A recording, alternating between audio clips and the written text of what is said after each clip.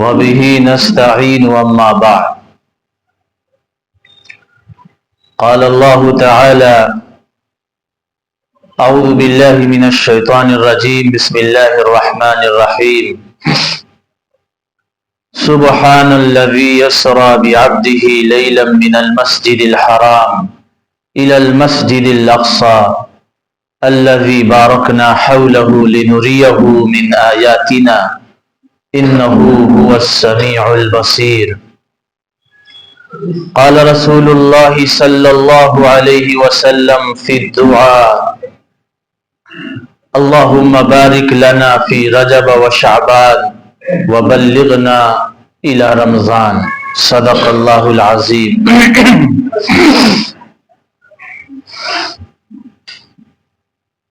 معزز سامعین کرام، مصلیان جمعہ، نوجوان ساتھیوں، بزرگوں، آج کا جو ہمارا موضوع ہے وہ ہے اسراء و معراج کا پس منظر۔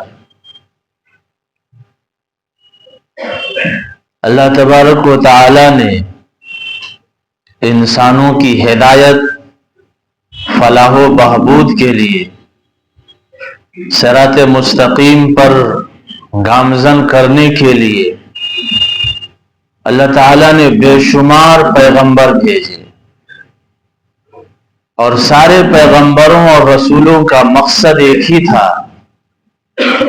کہ اللہ کا بندہ اللہ کا ہو جائے، اللہ کے حکموں پر چلنے والا بن جائے، دنیا کی زندگی میں بھی کامیابی کے ساتھ زندگی گزارے اور آخرت میں بھی اسے کامیابی مل جائے۔ اسی لیے اللہ تعالیٰ نے دنیا کے اندر 1,24,000 پیغمبر کو بھیجا۔ اب جب ان کی قوموں نے رسولوں کی تکذیب کی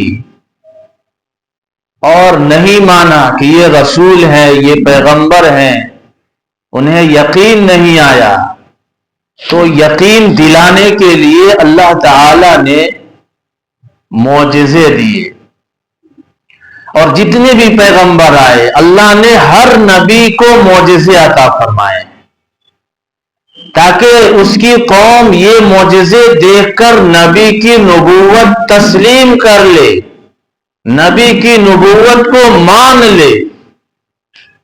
تو اسراء و معراج کا جو معجزہ ہے یہ بھی دینے کا مقصد یہ ہے کہ یہ دیکھ کر کے آپ کی امت آپ پر ایمان لائے اور آپ کی رسالت کو تسلیم کر لے کہ آپ آخری رسول ہیں، اب آپ کے بعد کوئی نبی آنے والا نہیں ہے، کوئی نئی شریعت آنے والی نہیں ہے، یہ شریعت آخری شریعت ہے، یہ مذہب آخری مذہب ہے، یہ دین آخری دین ہے۔ اب اس کے بعد کوئی نبوت کا دعویٰ کرتا ہے تو وہ جھوٹا ہے، کذاب ہے، مکار ہے۔ اور ایسے ہر دور میں، ہر زمانے میں کوئی نہ کوئی نبی ہونے کا دعویٰ کیا ہے۔ اس دور میں بھی، فی زماننا، ہمارے اس دور میں بھی فتنہ شکیلیت بڑی تیزی سے بڑھ رہا، اس کے ماننے والے لاکھوں کی تعداد میں ہو چکے ہیں جس نے عیسیٰ ہونے کا دعویٰ کیا ہے۔ تو یہ جو معجزہ ہے اس کے اندر 2 حصے ہیں، ایک کا تعلق مسجد حرام سے مسجد اقصیٰ تک کے سفر سے ہے، اور دوسرے کا تعلق مسجد اقصیٰ سے اوپر تک اللہ نے اپنے حبیب کو جہاں تک چاہا وہاں تک بلایا اس سے۔ اللہ تبارک و تعالی نے اپنے حبیب کو اپنے پاس بلایا، جنت جہنم کی سیر کرائی، اور قدرت کی بے شمار نعمتیں اور بے شمار چیزوں کو اللہ کے رسول صلی اللہ علیہ وسلم نے دیکھ کر کے آئے۔ یہ معراج برحق ہے۔ تمام اہل سنہ والجماعہ کا عقیدہ ہے کہ ہمارے نبی سرکار دو عالم صلی اللہ علیہ وسلم بیداری کی حالت میں جسمانی طور پر آسمان پر تشریف لے گئے ہیں۔ قرآن پاک میں اللہ نے فرمایا سبحان الذی اسری بعبدہ لیلا من المسجد الحرام الی المسجد الاقصی الذی بارکنا حولہ لنریہ من آیاتنا انہ هو السمیع العلیم. بابرکت ہے وہ ذات جس نے اپنے بندے محمد صلی اللہ علیہ وسلم کو راتوں رات یا رات کے کچھ حصے میں مسجد حرام سے مسجد اقصی پھر معراج میں ہمارے نبی صلی اللہ علیہ وسلم تشریف لے گئے. لنریہ من آیاتنا تاکہ ہم اپنی نشانیاں دکھلائیں. بے شک وہ سننے والا دیکھنے والا ہے. نبی اکرم صلی اللہ علیہ وسلم جو معراج میں تشریف لے گئے وہ خواب کی حالت میں نہیں بلکہ پورے جسم کے ساتھ بیداری کی حالت میں آقا صلی اللہ علیہ وسلم معراج میں تشریف لے گئے. اس پر 3 دلیلیں میں آپ کے سامنے رکھتا ہوں جس سے آپ کو یقینی طور پر یہ بات سمجھ میں آ جائے گی کہ ہمارے نبی صلی اللہ علیہ وسلم معراج میں پورے جسم کے ساتھ بیداری کی حالت میں تشریف لے گئے. پہلی دلیل قرآن پاک میں اللہ نے فرمایا سبحان الذی. یہ سبحانہ کے معنی پاک ہے وہ ذات جو ہر قسم کے عیب سے پاک ہے. سبحانہ کا ترجمہ یہی ہے کہ وہ ذات ہر قسم کے عیب سے پاک ہے. اور دوسرا معنی اظہار تعجب کے لیے بھی بولا جاتا ہے. یعنی حضور پاک صلی اللہ علیہ وسلم جو مسجد حرام سے مسجد اقصی تک کا سفر کیا وہ راتوں رات میں، جبکہ اس وقت میں مسجد حرام سے ایریا یعنی بیت المقدس تک کا سفر 40 راتوں میں طے کیا جاتا تھا. تو یہ اسلوب بیان اس بات پر دلیل ہے کہ ہمارے آقا صلی اللہ علیہ وسلم معراج میں بیداری کی حالت میں پورے جسم کے ساتھ تشریف لے گئے. اور دوسری دلیل اسی آیت کے اندر اللہ نے لفظ عبد کا تذکرہ فرمایا سبحان الذی اسری بعبدہ لیلا. تو لفظ عبد یہ پورے جسم اور روح دونوں کے مجموعے پر بولا جاتا ہے. تو معلوم یہ ہوا کہ ہمارے نبی صلی اللہ علیہ وسلم جسم کے ساتھ معراج میں تشریف لے گئے. اور ایک تیسری دلیل جب آپ صلی اللہ علیہ وسلم معراج سے واپس آئے اور مکہ والوں کے سامنے اس کا تذکرہ کیا کہ ہم آسمان پر اللہ کے بلاوے پر ہم گئے، وہاں جنت اور جہنم کی سیر کرائی گئی، تو مکہ والوں نے انکار کر دیا. یہ مکہ والوں کا انکار کرنا، جھٹلانا، یہ اس بات کی دلیل ہے کہ نبی اکرم صلی اللہ علیہ وسلم پورے جسم اطہر کے ساتھ بیداری کی حالت میں تشریف لے گئے. اگر صرف آپ صلی اللہ علیہ وسلم خواب کا تذکرہ کیا ہوتے کہ ہم نے خواب کی حالت میں یہ چیزیں دیکھی ہے تو پھر اس پر مکہ والوں کے انکار کرنے کی کیا ضرورت تھی. تو مکہ والوں نے جو انکار کیا یہ اس وجہ سے کہ آقا علیہ الصلوۃ والسلام نے بتایا کہ ہم راتوں رات کے کچھ حصے میں معراج میں تشریف لے گئے اور پھر واپس بھی تشریف لے آئے. تو جب آپ صلی اللہ علیہ وسلم نے مکہ والوں کے سامنے اس کا تذکرہ کیا تو مکہ والوں نے اس کا انکار کر دیا. یہ انکار ہی اس بات کی دلیل ہے کہ ہمارے نبی سرکار دو عالم صلی اللہ علیہ وسلم معراج میں جسمانی طور پر بیداری کی حالت میں تشریف لے گئے.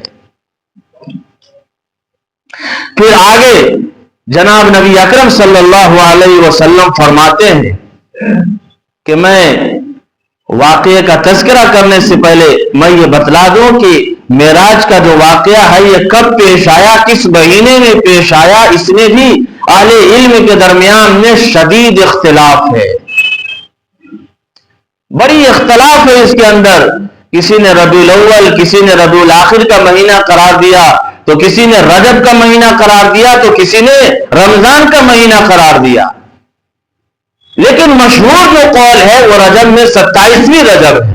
اور علامہ زرقانی رحمت اللہ علیہ نے فرمایا کہ جب کسی مسئلے کے اندر، جب کسی بات کے اندر اختلاف پیدا ہو جائے اور اس بات میں کوئی دلیل ناکافی ہو جائے، کوئی دلیل نہ رہے، تو پھر جو مشہور قول ہے اسی پر عمل کیا جائے. تو علماء ہمارے درمیان جو رائج ہے وہ یہ کہ ہمارے نبی صلی اللہ علیہ وسلم اسی مہینے میں رجب کی 27ویں شب کو آقا صلی اللہ علیہ وسلم معراج میں تشریف لے گئے. یہ رجب المرجب کا مہینہ چل رہا ہے اور آج 9 رجب ہے. اسی مہینے میں ہمارے نبی سرکار دو عالم صلی اللہ علیہ وسلم معراج میں تشریف لے گئے. اور اس کے اندر پھر یہ جو اس کے اندر جو عبادتیں کی جاتی ہے اللہ رب العزت کی طرف سے کوئی خاص احکام نہیں ہے, کچھ خاص حکم نہیں ہے. بعض لوگ اس کو ہزاری روزہ بھی کہتے ہیں, بعض لوگ اس رات کو شب قدر والی رات سے بھی زیادہ اہمیت دیتے ہیں. یہ سب غلط ہے. لیلۃ القدر کا تذکرہ قرآن میں اللہ نے سورہ انا انزلناہ فی لیلۃ القدر کے اندر فرمایا. اس کی اہمیت ایک الگ ہے جو 1000 مہینوں سے افضل ہے, اور اس رات کی کوئی فضیلت نہیں ہے. اس رات کے اندر آپ اپنے طور پر نوافل کا اہتمام کریں, تہجد کا اہتمام کریں. عام دنوں کی طرح یہ دن ہے, لہذا اس دن عبادت کے لیے کچھ خاص وظائف کا ورد کرنا یہ بھی ثابت نہیں ہے ہمارے آقا سرکار دو عالم صلی اللہ علیہ وسلم سے.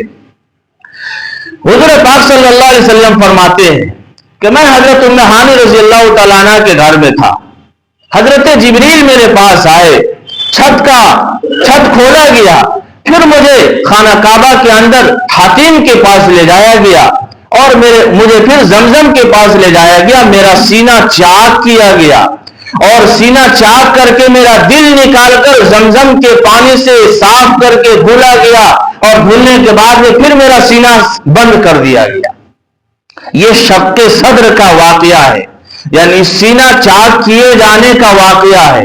یہ صحیح ترین روایتوں سے ثابت ہے, اور یہ صرف ایک دفعہ پیش نہیں آیا, بلکہ جب آپ صلی اللہ علیہ وسلم حضرت حلیمہ سعدیہ جو آپ کی دو شریک ماں ہے, رضائی ماں ہے, جب آپ پرورش پا رہے تھے تو اس وقت یہ واقعہ پیش آیا تھا, اور دوسری دفعہ بعثت کے وقت میں یہ واقعہ پیش آیا. یہ شق الصدر کا واقعہ یعنی سینہ چاک کیے جانے کا واقعہ بھی برحق ہے, ثابت ہے. آگے نبی اکرم صلی اللہ علیہ وسلم فرماتے ہیں کہ میرے پاس ایک سفید رنگ کا جانور لایا گیا جسے براق کہا جاتا ہے, اور وہ بڑی تیز رفتاری کے ساتھ چلتا تھا. حضرت انس رضی اللہ تعالیٰ عنہ کہتے ہیں کہ ایک دفعہ اس نے شوخی بگاڑی, کچھ شرارت کی, تو حضرت جبریل نے کہا کہ تجھے پتہ بھی ہے کہ تمہارے اوپر کتنا معزز مکرم سواری سوار ہے جو اللہ کے نزدیک سب سے زیادہ باعزت ہے, مکرم ہے. تو پھر اس کے پسینے چھوٹ گئے. بارگاہ حضور پاک صلی اللہ علیہ وسلم فرماتے ہیں کہ مجھے مسجد حرام سے مسجد اقصی لے آیا گیا, اور اس مسجد کے اندر ہم نے تمام انبیاء کرام کی امامت فرمائی. یہاں پر 2-3 باتیں آپ سمجھ لیجئے. حضور پاک صلی اللہ علیہ وسلم نے تمام انبیاء کی امامت فرمائی. یہ اس بات کی دلیل ہے کہ مسجد اقصی یہ افضل مسجد ہے, اس کی طرف سفر کیا جا سکتا ہے. دنیا کے اندر جتنی بھی مسجدیں ہیں, چاہے وہ کتنی خوبصورت حسین مسجدیں کیوں نہ ہو, لیکن اس مسجد کی طرف ثواب کی نیت سے, زیارت کی نیت سے جانے کی اجازت نہیں ہے. لیکن 3 مسجدیں ایسی ہے کہ جس کی طرف اگر کوئی ثواب کی نیت سے جاتا ہے تو اسے ثواب ملے گا. آقا نے فرمایا کہ وہ 3 مسجدیں مسجد حرام ہے, مسجد نبوی ہے, اور مسجد اقصی ہے. مسجد حرام میں ثواب آپ جانتے ہی ہیں, مسجد نبوی میں جو ثواب ہے وہ بھی جانتے ہیں. مسجد اقصی کے اندر جو ثواب ہے وہ 50,000 رکعت کے برابر ہے اگر کوئی اس کے اندر پڑھتا ہے. تو 3 مسجدوں کی طرف اگر کوئی ثواب کی نیت سے جاتا ہے تو اسے ثواب ملے گی. دوسری بات یہ معلوم ہوئی کہ ہمارے نبی سرکار دو عالم صلی اللہ علیہ وسلم تمام نبیوں میں افضل اور اشرف ہیں, جبھی تو آپ کو امامت کا موقع ملا. اور تیسری بات یہ معلوم ہوئی کہ حضور پاک صلی اللہ علیہ وسلم جو انبیاء کی امامت فرمائی وہ معراج سے قبل تھی یا معراج کے بعد میں تھی, یہ شدید اختلاف ہے. آگے حضور پاک صلی اللہ علیہ وسلم فرماتے ہیں کہ مجھے حضرت جبریل اور ہم دونوں چل دیے اور آسمان دنیا پر پہنچے, یعنی پہلے آسمان پر پہنچے. وہاں ہم نے دستک دی, پوچھا گیا کون ہے؟ کہا جبریل. آپ کے ساتھ کون ہے؟ کہا محمد. کیا آپ کو بلایا گیا ہے؟ بتایا گیا کہ ہاں پھر جو ہے مرحباً ولنعم المجیء جا بھی اس طریقے کی آوازیں آنے لگی، مرحبا مرحبا خوش آمدید۔ پھر جو ہے آسمان کا دروازہ کھول دیا گیا، پہلے آسمان پر حضرت آدم علیہ السلام سے ملاقات ہوئی۔ حضرت جبریل علیہ السلام آقا سے فرماتے ہیں کہ یہ آپ کے باپ حضرت آدم ہیں، آپ انہیں سلام کیجئے۔ آقا صلی اللہ علیہ وسلم سلام کرتے ہیں، پھر آپ جواب دیتے ہیں اور آپ خوش آمدید کہتے ہیں، پھر آپ جو ہے دعائیں دیتے ہیں۔ اسی دوران حضور پاک صلی اللہ علیہ وسلم نے حضرت آدم کے دائیں جانب کچھ سائے دیکھے، کچھ بائیں جانب سائے دیکھے۔ حضرت آدم علیہ السلام جب دائیں جانب دیکھتے ہیں تو مسکرا دیتے ہیں، بائیں جانب دیکھتے ہیں تو رو دیتے ہیں۔ حضور صلی اللہ علیہ وسلم نے اس کا ماجرا پوچھا کہ آخر کیا وجہ ہے؟ تو حضرت جبریل نے بتایا کہ دائیں جانب یہ ان کی اولاد کی روحیں ہیں جو جنت میں جانے والی ہیں، اور بائیں جانب جہنمیوں کی روحیں ہیں۔ اس وجہ سے دائیں جانب جب دیکھتے ہیں تو مسکرا دیتے ہیں، اور بائیں جانب دیکھتے ہیں جو جہنمیوں کی روحیں ہیں تو رو دیتے ہیں۔ اس کے بعد دوسری آسمان پر پہنچتے ہیں، وہاں بھی دستک دیا جاتا ہے، اور سوال و جواب کے بعد میں پھر آسمان کا دروازہ کھلتا ہے، وہاں پر حضرت عیسیٰ اور یحییٰ علیہ السلام سے ملاقات کرائی جاتی ہے، جو دونوں آپس میں خالازاد بھائی ہیں۔ پھر تیسرے آسمان پر پہنچتے ہیں، سوال و جواب کے بعد آپ کا استقبال کیا جاتا ہے گرم جوشی سے، اور تیسرے آسمان پر حضرت یوسف علیہ السلام سے ملاقات کرائی جاتی ہے۔ اسی طریقے سے چوتھے آسمان پر حضرت ادریس سے، پانچویں آسمان پر حضرت ہارون علیہ السلام سے، چھٹے آسمان پر حضرت موسیٰ علیہ السلام سے، اور چھٹے آسمان پر جب حضرت موسیٰ علیہ السلام سے ملاقات ہوتی ہے، تھوڑی دیر جب آگے بڑھتے ہیں تو موسیٰ علیہ السلام رونے لگتے ہیں۔ پوچھا گیا رونے کی وجہ، تو حضرت موسیٰ علیہ السلام نے بتایا کہ یہ خوبصورت نوجوان جو میرے بعد دنیا کے اندر مبعوث کیا گیا، اس کی امت کے لوگ میری امت سے زیادہ جنت میں داخل ہوں گے۔ اس کے بعد پھر ساتویں آسمان پر پہنچتے ہیں، سوال و جواب کے بعد حضرت ابراہیم علیہ السلام سے ملاقات ہوتی ہے۔ حضرت ابراہیم علیہ السلام بیت معمور کا سہارا لیے ہوئے بیٹھے ہیں، جس طریقے سے آپ لوگ ٹیک لگا کر بیٹھے ہیں۔ بیت معمور آسمان پر وہ مسجد ہے جہاں پر فرشتے اللہ کی عبادت میں لگے رہتے ہیں، وہ جگہ ہے، وہ مسجد ہے جس میں 70,000 فرشتے روزانہ اس کے اندر نماز پڑھتے ہیں، اور پھر دوبارہ ان کو موقع نہیں ملتا ہے۔ پھر حضور پاک صلی اللہ علیہ وسلم سدرۃ المنتہا کی طرف بڑھتے ہیں، اور وہاں سدرۃ المنتہا وہ جگہ ہے جہاں پر دنیا کی باتیں وہاں پہنچائی جاتی ہے۔ یہی وہ جگہ ہے جہاں پر اللہ کے رسول صلی اللہ علیہ وسلم نے حضرت جبریل کو اپنی اصلی شکل میں دیکھا تھا۔ وَلَقَدْ رَآهُ نَزْلَةً أُخْرَى عِنْدَ سِدْرَةِ الْمُنْتَهَى عِنْدَهَا جَنَّةُ الْمَأْوَى إِذْ يَغْشَى السِّدْرَةَ مَا يَغْشَى مَا زَاغَ الْبَصَرُ وَمَا طَغَى لَقَدْ رَآ مِنْ آيَاتِ رَبِّهِ الْأُخْرَى۔ حضرت جبریل کو اللہ کے نبی سرکار دو عالم صلی اللہ علیہ وسلم نے دوسری دفعہ اسی جگہ پر دیکھا۔ 700 پر تھے، 700 بازو تھے۔ حضرت جبریل کو کوئی انسان اپنی اصلی شکل میں نہیں دیکھ سکتا ہے۔ اس کے بعد حضور پاک صلی اللہ علیہ وسلم اور اوپر کی طرف بڑھتے ہیں، جنت کی طرف بڑھتے ہیں، اور جنت کے اندر جب جاتے ہیں تو جنت کا معائنہ کرتے ہیں، جنت کی سیر کرتے ہیں۔ وہاں پر ایک نہر دکھائی دیتا ہے، پوچھا جاتا ہے کہ یہ کیا ہے؟ حضرت جبریل علیہ السلام نے بتایا کہ یہ وہ نہر ہے جس کو حوض کوثر کہا جاتا ہے، اللہ نے آپ کو عطا کیا ہے، اور آپ اپنی امتیوں کو اس حوض کوثر پر آپ جام پلائیں گے، پانی پلائیں گے۔ اس کے بعد اور اوپر لے جایا جاتا ہے، حضور پاک صلی اللہ علیہ وسلم اور اوپر جاتے ہیں جہاں پر قلموں کے چلنے کی آواز ملتی ہے، جو انسانوں کے نامہ اعمال جہاں پر لکھے جا رہے تھے، اس جگہ پر ہمارے نبی سرکار دو عالم صلی اللہ علیہ وسلم پہنچتے ہیں۔ میرے بھائیوں، بزرگوں اور دوستوں، علماء کا اس بات پر اتفاق ہے کہ اللہ رب العزت کا دیدار اس آنکھ سے نہیں دیکھ سکتے ہیں، ان آنکھوں سے ہم اللہ کا دیدار نہیں کر سکتے ہیں، لیکن یہ یقینی ہے اور پختہ بات ہے کہ ہم مرنے کے بعد اللہ کا دیدار ضرور کریں گے۔ اور جب انسان مرے گا اور مر کر اللہ کا دیدار کرے گا تو دنیا کی ساری نعمتیں بھول جائے گا. اللہ کا جب دیدار ہوگا, اللہ کا جب مشاہدہ ہوگا, یہ الگ بات ہے کہ ہمارے نبی سرکار دو عالم صلی اللہ علیہ وسلم معراج میں جو تشریف لے گئے, کیا انہوں نے اپنی آنکھوں سے دیکھا یا نہیں دیکھا, اس میں اختلاف ہے. بعض لوگ کہتے ہیں کہ دیکھا, بعض لوگ کہتے ہیں نہیں دیکھا, لیکن امت, پوری انسانیت ان آنکھوں سے اللہ کا دیدار نہیں کر سکتی ہے. تو میرے بھائیوں, بزرگوں اور دوستوں, اسی معراج کے اندر ہمارے نبی سرکار دو عالم صلی اللہ علیہ وسلم کو نماز کا تحفہ ملا. تو اس سے یہ بھی معلوم چلا کہ یہ جو رجب المرجب کا مہینہ ہے, اسی مہینے میں نماز کا سالگرہ آتا ہے. جس طریقے سے سالگرہ ہم اور آپ مناتے ہیں, یہ نماز کا یہ جو مہینہ ہے رجب المرجب, یہ نماز کا سالگرہ ہے. اسی مہینے میں اللہ رب العزت نے اپنے حبیب کو معراج کا تحفہ عطا فرمایا. دنیا کے اندر جتنے بھی احکامات ہیں, نماز کے علاوہ زکوٰۃ, صدقات یا جو بھی احکامات ہیں وہ دنیا کے اندر مشروع ہوئے ہیں, لیکن جب نماز کی باری آئی, جس کو ام العبادہ کہا جاتا ہے, اللہ نے اپنے پاس بلا کر کے نماز کا تحفہ عطا فرمایا. تو یہ جو نماز ہے, نماز پڑھنے والوں کے لیے اللہ رب العزت نے خوشخبریاں دی ہے, بشارتیں سنائی ہے. کون کون سی بشارتیں ہیں نماز پڑھنے والوں کی, اس پر بھی لمبی گفتگو کی جا سکتی ہے انشاءاللہ. نماز پڑھنے والوں کی کیا کیا خوشخبریاں اللہ نے سنائی ہے اور کیا کیا بشارتیں دی ہیں, انشاءاللہ آئندہ جمعہ اس پر روشنی ڈالیں گے.